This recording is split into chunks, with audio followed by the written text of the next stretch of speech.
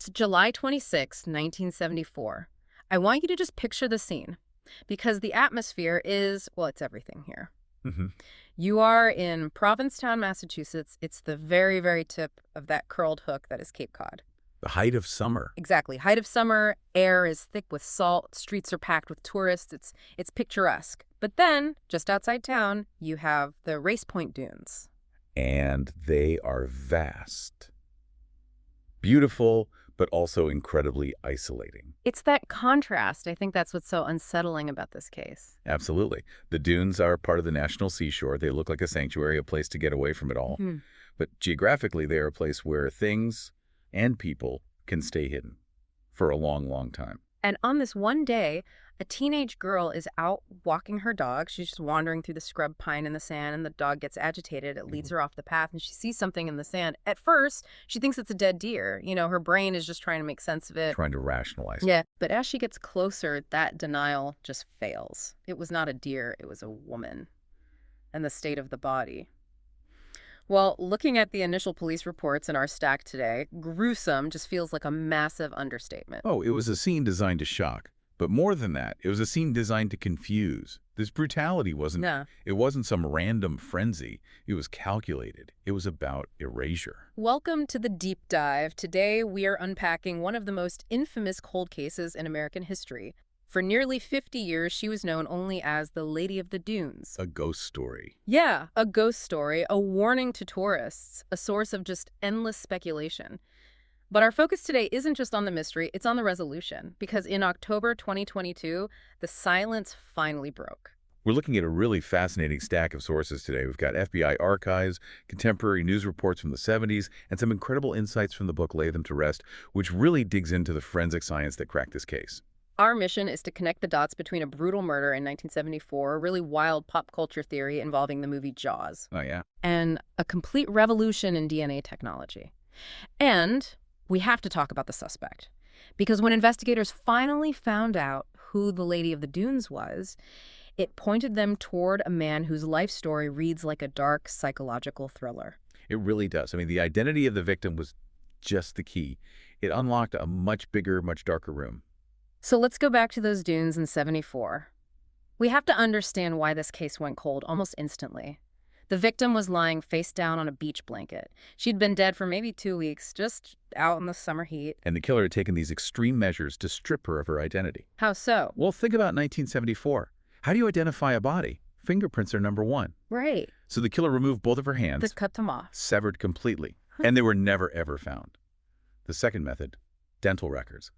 The killer had pulled out several of her teeth. It wasn't just violence, it was strategic. He was trying to make sure that even if she was found, she couldn't be named. And the cause of death was blunt force trauma to the head, so severe her head was nearly severed. Unbelievable. But despite all this effort to hide who she was, he left these strange, almost intimate items behind. She was wearing Wrangler jeans, and under her head, almost like a little pillow, was a blue bandana. And those items, the jeans, the bandana, they became these totems for the public. For decades, that was all anyone had. You couldn't picture her face, so you pictured the bandana. And because nature abhors a vacuum, the public filled that void with theories. Yeah.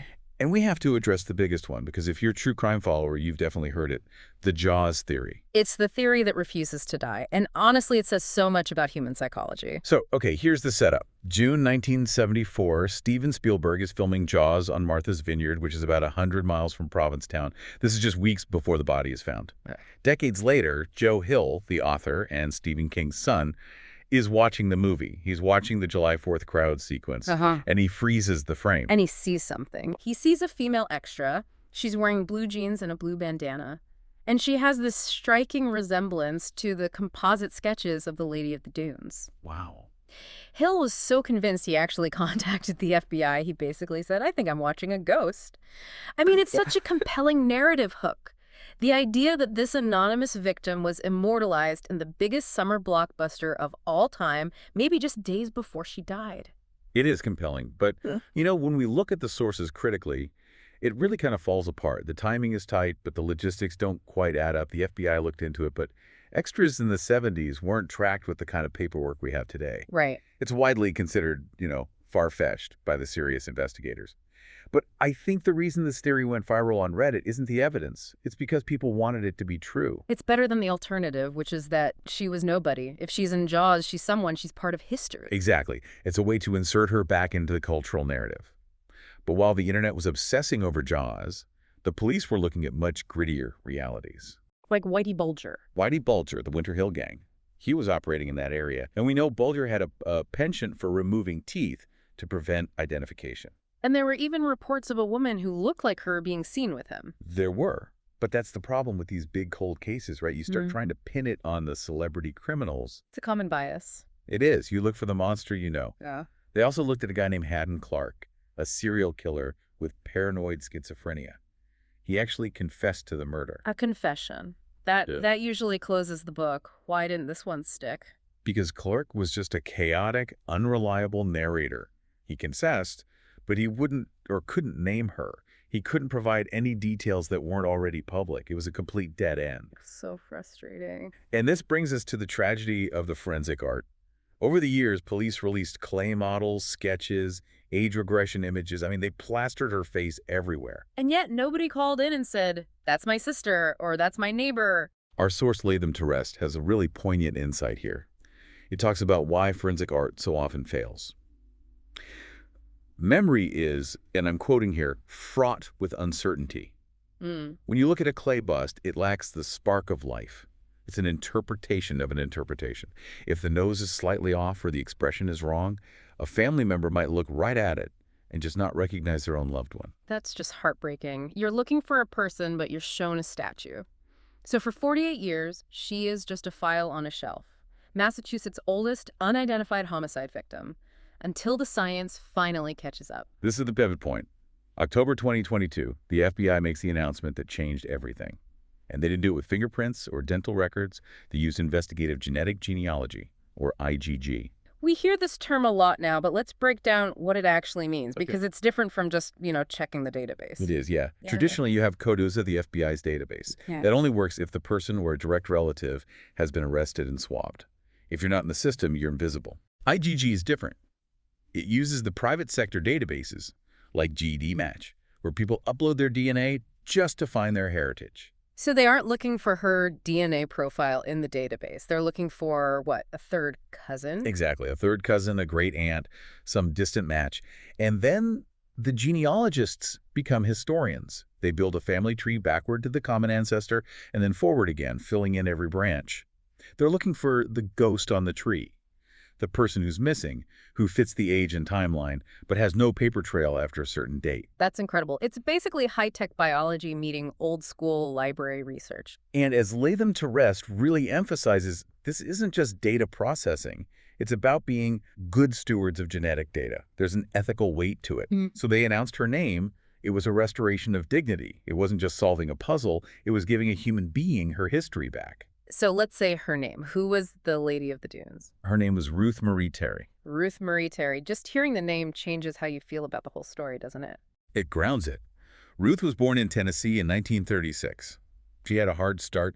Her mother died when she was just an infant. She married young. She was a mother herself. She had ties to Michigan, California, Massachusetts. She wasn't some drifter with no roots. She was a woman with a family who just lost touch. And that losing touch is what predators rely on.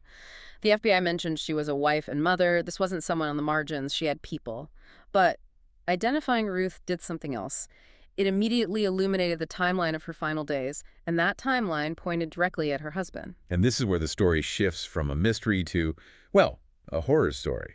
In February 1974, just 5 months before she was found dead, Ruth married a man named Guy Rockwell Moldavan. Guy Rockwell Moldavan. Even the name sounds like a flamboyant villain from some 1950s noir film. And looking at his bio here, he was kind of exactly that character. He was a chameleon. The sources describe him as an antiques dealer, an actor, a DJ. The press at the time called him a bunco artist. A bunco artist. That is such a specific old-timey term. It basically means a swindler, right?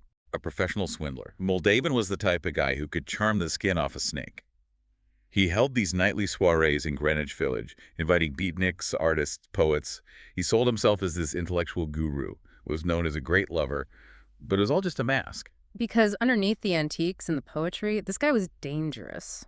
And Ruth, she wasn't the first time women around him had just vanished. No. Not at all.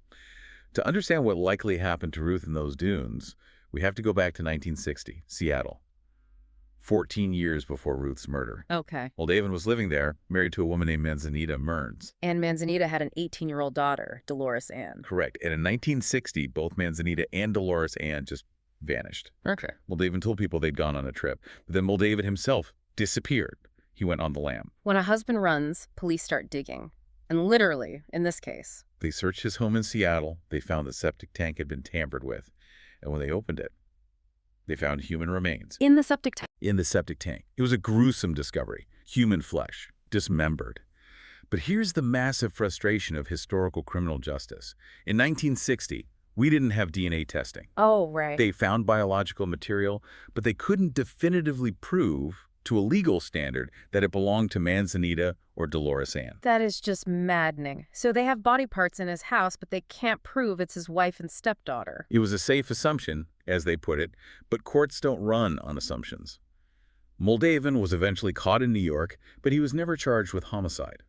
He was charged with flight to avoid giving testimony regarding the mutilation of human remains. He got away with it on a technicality of the era. He served a short sentence and walked free. Free to reinvent himself, free to move to the East Coast, and free to become the antique dealer who charmed Ruth Marie Terry into marriage in 1974. And the pattern is identical. The mutilation, the attempt to destroy the body to prevent identification. It's like he learned from the Seattle case.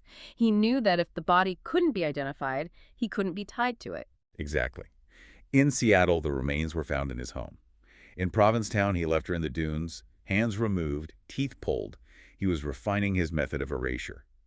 There's one more layer to this that I found absolutely mind-blowing. It involves Anne Rule, the queen of true crime writing. This is one of those coincidences that makes reality feel stranger than fiction.